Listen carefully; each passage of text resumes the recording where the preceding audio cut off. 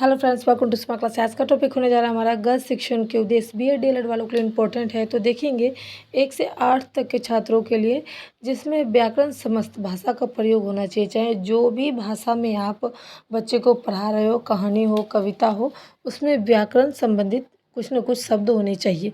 दूसरा नंबर है शब्दों को प्रभावशाली प्रयोग करना, यानी कि इतना भी प्रभावशाली नहीं बनाना है कि बच्चे समझ ना पाए। बच्चों के अकॉर्डिंग ही शब्दों का प्रयोग करना चाहिए।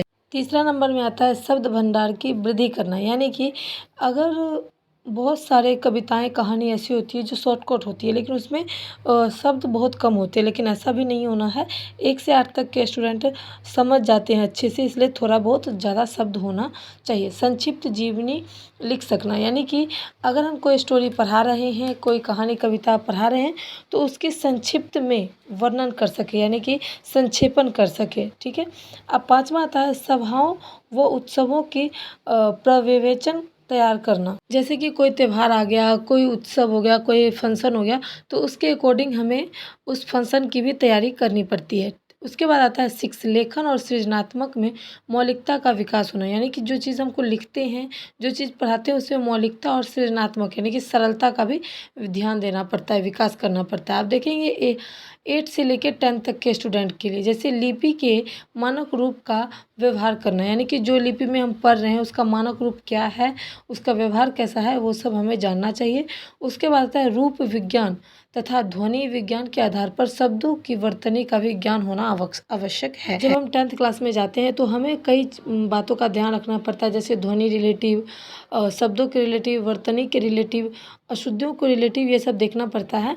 उसके बाद ही हमें आगे बढ़ना पड़ता है। उसके बाद आता है शब्दकोश को देखने की योग्यता का विस्तार करना, यानी कि शब्दकोश कैसा है, उसकी योग्यताएं को हमें अच्छे से जानना और पहचानना चाहिए। उसके बाद आता है विराम चिन्हों का सही प्रयोग करना।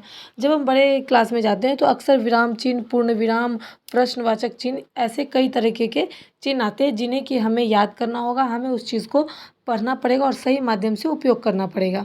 साथ साथ क्लास में शब्दों का, मुहावरों व पदबंधों का उपयुक्त प्रयोग करना चाहिए। जैसे कि आप 8-9 में जाते हैं तो आपको कुछ लोकोक्ति, मुहावरा, पर्यायवाची, विलोम, इस टाइप के भी प्रश्न को ऐड करना पड़ता है। उसके बाद आता है उपयुक्त अनुच्छेदों में बांटकर लिखना पड़ता है, यानी कि जैसे हम कह सकते हैं गद्य और पद में अंतर, तो इसके बीच में अनुच्छेद हम लिख सकते हैं।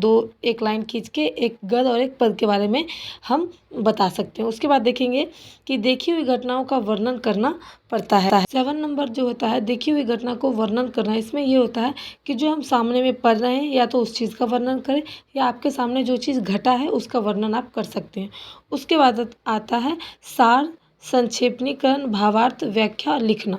ये सब जो है कोई भी लंबा पाठ का संक्षेपण करना, जिस चीज़ का अर्थ नहीं हो उसको भावार्थ करना, और जो चीज़ लंबा हो, जो समझ में नहीं आ रहा हो, कठिन हो, उसका हमें व्याख्या लिखना पड़ता है। उसके बाद आता है 11th-12th वाले छात्रों के लिए अपठित रचना का सारांश लिख सकना, यानी कि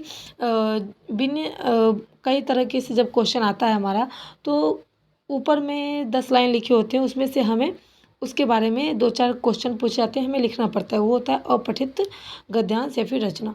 किसी विषय पर वर्णनात्मक, यानी कि वर्णन करना, या फिर भावात्मक अपने मन के विचारों को अभिव्यक्त करना पड़ सकता है। उसके बाद हम देखेंगे पठित रचना की व्याख्या करना। जो चीज़ हम पढ़े हैं उसकी व्याख्या हमें कैसे करनी है, इस चीज़ पर भी हमें ध्यान दिया जाता है। उसके बाद आता है वर्णनात्मक, विवेचनात्मक, भावात्मक शैली में निबंध लिखने की क्षमता का विकास करना, यानी कि अगर हमें कोई चीज़ पर निबंध लिखना हो जिसमें हमें भावात्मक जुड़ी हो, कोई चीज़ से भावना जुड़ी हो, उसके बाद हमें कोई चीज़ की याचना करना हो, तो उसके संबंध में अगर हमें निबंध लिखना है तो इसकी क्षमता का भी विकास हमारे अंदर होना चाहिए। उसके बाद देखेंगे विभिन्न साहित्यकों और विधाओं के माध्यम से अपने विचार, अनुभव, प्रतिक्रिया व्यक्त करना, यानी कि अगर हम कोई चीज़ को अच्छे से समझते हैं, कोई चीज़ को अच्छे से जानते हैं, या फिर कोई साहित्यकार, अगर हम कोई भी, हम विभिन्न प्रकार के साहित्य होते हैं जिसमें मैंने एक साहित्य को पढ़ रखा है, उसके माध्यम से भी हम अपना विचार, भाव को किसी के सामने प्रस्तुत कर सकते हैं, यानी कि प्रतिक्रिया व्यक्त कर सकते हैं। अगर आपको गद्य शिक्षण के उद्देश्य अच्छा लगा हो तो please like, share, support. Thanks for watching my video.